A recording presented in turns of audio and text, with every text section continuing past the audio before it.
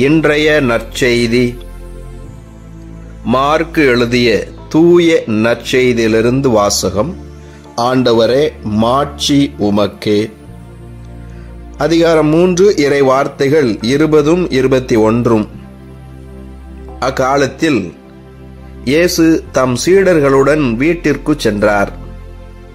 மீண்டும் மக்கள் கூட்டம் வந்து கூடியதால் அவர்கள் உணவு அருந்தவும் முடியவில்லை. அவருடைய உறவினர் இதை கேள்விப்பட்டு அவரை பிடித்து கொண்டு வர சென்றார்கள். ஏனெனில் அவர் மதிமயங்கி இருக்கிறார் என்று மக்கள் பேசிக்கொண்டனர். ஆண்டவரின் அருள்வாக்கு. கிறிஸ்துவே, உமக்கு புகழ். என் ஆண்டவர் இயேசுவில் அன்பார்ந்த சகோதர சகோதரிகளே, உங்கள் அனைவரையும் உயிர்த்த நம் ஆண்டவர் இயேசு கிறிஸ்துவின் பெயரிலே அன்போடு வாழ்த்துகின்றேன். உங்கள் அனைவருக்காகவும் நான் திருப்பலி ஒப்பு கொடுத்து சிறப்பாக ஜெபிக்கின்றேன். இன்றைய நற்செய்தி வாசகத்திலே நாம் வாசிக்க கேட்டோம். ஆண்டவர் இயேசு கிறிஸ்துவை மக்கள் தேடி வருகிறார்கள். அவருடைய சீடர்களோடு சேர்ந்து இயேசு கிறிஸ்துவும் அவர்களுக்கு போதிப்பது, இன்னுமாக அவர்கள் நோய் நீங்க செய்வது, அவர்களுக்கு தேவையான காரியங்களை செய்கிறார்கள். இப்படியே மக்கள் பணி செய்து கொண்டிருப்பதனால் அதிகமானோர் இயேசுவையும் அவருடைய சீடரையும் தேடி வந்து கொண்டே இருக்கிறார்கள். இந்த வேளையிலே அவர்களால் உணவு அருந்த கூட முடியவில்லை. உணவு அருந்த கூட நேரம் இல்லாமல் பணி செய்து கொண்டு உழைத்து கொண்டே இருக்கிறார்கள். என் அன்பார்ந்தவர்களே, நாமும் ஒரு சில நேரங்களிலே இப்படிதான் சாப்பிடக்கூட நேரம் இல்லாமல் குடும்பத்திற்காக வேலை செய்து கொண்டே இருக்கிறோம். மக்கள் பணி செய்து கொண்டிருக்கிறோம். நம்முடைய உடல் நலம் என்பது மிக மிக முக்கியமானது. உடலுக்கு ஓய்வு என்பதும் அதே போல முக்கியமானது. நாம் உணவு அருந்தாமல், ஓய்வு எடுக்காமல், ஓயாமல் உழைத்து கொண்டே இருந்தால் எத்தனை நாள் தான் உழைத்து கொண்டே இருக்க முடியும்? அது நோயில் தானே முடியும். அப்படி நோய் வந்துவிட்டால் நம்மாலும் மக்களுக்கான பணியை செய்ய முடியாது, நம்முடைய குடும்பத்தை கவனித்துக் கொள்ள முடியாது. அதே போல இன்னும் நாம் மற்றவர்களுக்கு சுமையாய் விடுகிறோம். நாம் நோயில் படுத்திருக்கிற பொழுது நம்முடைய குடும்பத்தில் உள்ளவர்கள் எல்லாம் அவர்கள் நமக்கு உதவி செய்ய வேண்டியிருக்கிறது. அவர்களுடைய வேலையும் கெட்டு போய்விடுகிறது. அவர்களுடைய பணமும் மருத்துவ செலவிற்கென்று விரயமாகி விடுகிறது. எனவே நாம் இதையெல்லாம் மிக ஞானத்தோடு புரிந்து கொண்டு உழைக்க வேண்டும். அதே போல உண்ண வேண்டும், ஓய்வு எடுக்க வேண்டும். இது உடலுக்கு அடிப்படையிலே தேவையான ஒன்றாய் இருக்கிறது. எனவே ஆண்டவர் இந்த நாளிலே நமக்கு முதலிலே கொடுக்கக்கூடிய செய்தி, நம்முடைய வாழ்க்கைக்கு அன்றாட தேவையான ஒரு செய்தி. நன்றாக உணவு உண்ண வேண்டும், உழைக்க வேண்டும், ஓய்வு எடுக்க வேண்டும். உண்டு கொண்டே இருந்து கொண்டு வேலை செய்யாமல் இருப்பதும் தவறு. வேலை செய்து கொண்டே இருந்து ஓய்வு எடுக்காமலும் உணவு இருந்தாமலும் இருப்பதும் தவறு. எனவே நம்முடைய உடலை ஆரோக்கியமாக பார்த்து கொள்ள வேண்டும். நம்முடைய உடல்நிலை நன்றாய் இருந்தால்தான் நாம் நம்மோடு இருப்பவர்களுக்கு உதவி செய்ய முடியும். இன்னும் நன்மையான காரியங்களை தொடர்ந்து செய்ய முடியும். அதே போல இன்றைய நற்செய்தியினுடைய 2ஆம் பகுதியிலே பார்க்கிறோம். இயேசுடைய உறவினர்கள் இயேசுவை பிடித்து கொண்டு போக வேண்டும் என்று வருகிறார்கள்.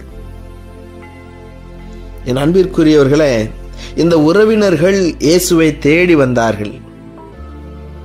எதற்காக என்றால், ஊருக்குள் ஒரு பேச்சு, இயேசுவை குறித்து ஒரு பேச்சு வருகிறது. என்ன பேச்சு என்றால், அவர் மதிமயங்கி இருக்கிறார். மதிமயங்கி என்று விவிலியத்திலே ஒரு அருமையான வார்த்தையை போட்டிருக்கிறார்கள். மென்மையான ஒரு வார்த்தையை போட்டிருக்கிறார்கள். கடினமான வார்த்தையில் சொல்ல வேண்டும் என்று சொன்னால், இயேசு புத்தி கெட்டு இருக்கிறார், இயேசு இப்படியாக பைத்தியம் போல பேசிக் கொண்டிருக்கிறார். அதுதான் இந்த வார்த்தையினுடைய அர்த்தம். அதைத்தான் விவிலியத்திலே மென்மையாக நமக்கு சொல்லி இருக்கிறார்கள். இப்படி இயேசுவை ஒரு கூட்டம் தேடி வந்து கொண்டிருக்கிற பொழுது இயேசுவை மதிமயங்கி பேசுகிறார் என்று சொல்வதற்கான காரணம் என்ன? இயேசுவின் பின்னால் மக்கள் எல்லாம் சென்று விட்டால் நாம் ஏமாற்றி பிழைக்க முடியாதே. எனவே அவர் புத்தி கெட்டு இருக்கிறார் என்ற ஒரு தவறான கருத்தை மக்கள் மத்தியிலே இந்த பரிசேயர், சதுசேயர், மறைநூல் அதிகாரத்தில் இருக்கக்கூடிய கூட்டம் பரப்பி கொண்டே இருக்கிறது. ஒருபுறம் மக்கள் நல பணியை இயேசு செய்கிறார், மக்களும் எளிய பிள்ளைகளும் அவரை தேடி வருகிறார்கள். இன்னொரு புறம் இந்த அதிகாரத்தில் இருப்பவர்கள், போலியான மனிதர்கள், மக்களை ஏமாற்றி சம்பாதிக்கக்கூடியவர்கள் இயேசுவை குறித்த அவதூறை பரப்பிக் கொண்டே இருந்தார்கள். இவன் பேய்களின் தலைவனை கொண்டு பேய் ஓட்டுகிறான், இவன் மதிமயங்கி பேசுகிறான், இவன் கடவுளையே பழித்துரைக்கிறான் என்றெல்லாம் இயேசுவை குறித்து தவறான செய்தியை பரப்புகிற பொழுது, என் அன்பிற்குரியவர்களை, இந்த இடத்தில் நாம் ஒன்றை பார்க்க வேண்டும். அது இயேசு கிறிஸ்துவை பாதித்ததா என்றால் நிச்சயமாக இல்லை. அவர் எப்பொழுதும் போல மக்களுக்கான பணியை செய்தார், அவர் தைரியமாக பேசினார். ஆனால் இயேசுடைய உறவினர்களுக்கு இது கஷ்டமாக இருக்கிறது, அது வேதனையாய் இருக்கிறது, அது அவர்களுக்கு வலிக்கிறது. இதோ எங்களுடைய மகனை, எங்கள் குடும்பத்தில் உள்ளவரை இப்படியாக சொல்லுகிறார்களே, அவர் மக்களுக்காக உழைத்து கொண்டிருக்கிறார், ஆனாலும் அவர் பெயரை கெடுத்து கொண்டே இருக்கிறார்களே என்ற உறவின் பாசத்தின் அடிப்படையிலே உறவினர்கள் இயேசுவை, இனி உனக்கு இந்த வேலை தேவையில்லை, வா வீட்டிற்கு செல்லலாம் என்று இயேசுவை அழைத்து வர செல்லுகிறார்கள். என் அன்பிற்குரியவர்களே, உறவுகள், பாசமானவர்கள், இப்படியாக நம் மீது அக்கறை உள்ளவர்கள் அக்கறையின் அடிப்படையில் கூட நம்மை தேடி வரலாம். நாம் செய்யக்கூடிய நல்ல பணிகளை தடுத்து நிறுத்துவதற்கு வரலாம். அது பாசத்தின் அடிப்படையில் தான். ஆனாலும் கூட ஆண்டவர் இயேசு கிறிஸ்து அந்த பாசத்திலே அவர் முடங்கி போய்விடவில்லை, தொடர்ந்து நன்மை செய்தார். யார் என்ன அவதூறு பேசினாலும் தொடர்ந்து மக்களுக்காக உழைத்து கொண்டிருந்தார். எனவே நாமும் நம்மை குறித்த அவதூறுகள் வருகிற பொழுது நாம் நேர்மையோடும் உண்மையோடும் தொடர்ந்து உழைப்போம். ஆண்டவர் நம்மை ஆசீர்வதிப்பார், ஆண்டவர் நம் கூடவே இருப்பார். இந்த விமர்சனங்கள், இந்த தவறான செய்திகள், இவை ஒன்றும் நம்மை செய்துவிட முடியாது. நாம் துணிவோடும் தைரியத்தோடும் இயேசுவோடு கூட நடப்போம். இயேசுவுக்கே புகழ், மரியே வாழ்க.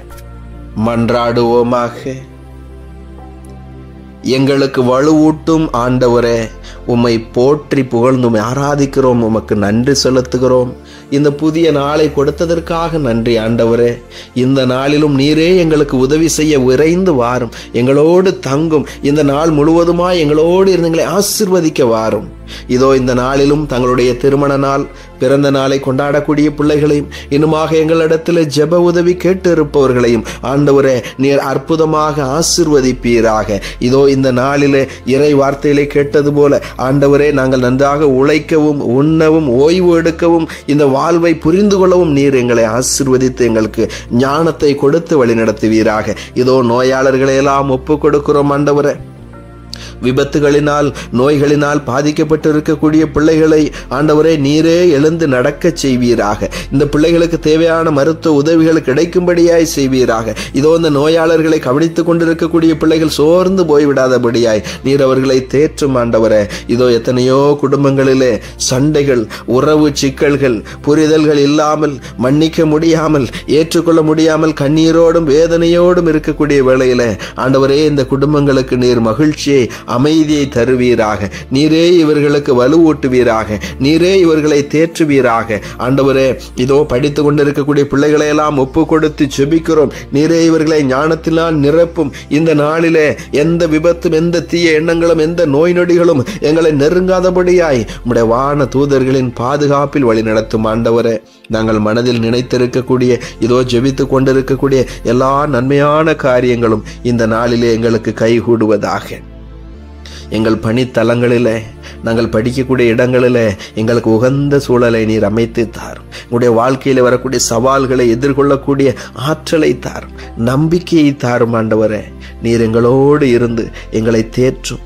இதோ எங்கள் மத்தியிலே வாழ்ந்து மரித்தவர்களை நினைத்து பார்க்கிறோம். இந்த ஆன்மாக்களுக்கு நித்திய இளைப்பாறுதலை தாரும் ஆண்டவரே. இவருடைய குற்றம் குறைகளை பாராமல் ஆண்டவரே, எங்களுடைய ஜெபத்தின் பொருட்டு இந்த ஆன்மாக்களுக்கு நித்திய இளைப்பாறுதலை கொடுப்பீராக. எத்தனையோ குடும்பங்களிலே இதோ திருமண காரியங்களுக்காய் ஜெபித்துக் கொண்டிருக்கிறார்கள், குழந்தை செல்வத்திற்காய் ஜெபித்துக் கொண்டிருக்கிறார்கள், வேலை வாய்ப்பிற்காய் ஜெபித்துக் கொண்டிருக்கிறார்கள். ஆண்டவரே, இந்த பிள்ளைகளுடைய ஜெபங்களுக்கு நீர் பதில் கொடுப்பீராக. இவர்கள் மனம் விரும்பும் அருளை ஆசீர்வாதத்தை கொடுப்பீராக. இந்த நாளிலே நீரே எங்களோடு இருந்து எங்களை வழிநடத்த வேண்டும் என்று எங்கள் ஆண்டவராகிய அதே கிறிஸ்து வழியாக தந்தையே உம்மை நோக்கி நம்பிக்கையோடு மன்றாடுகிறோம். ஆமேன்.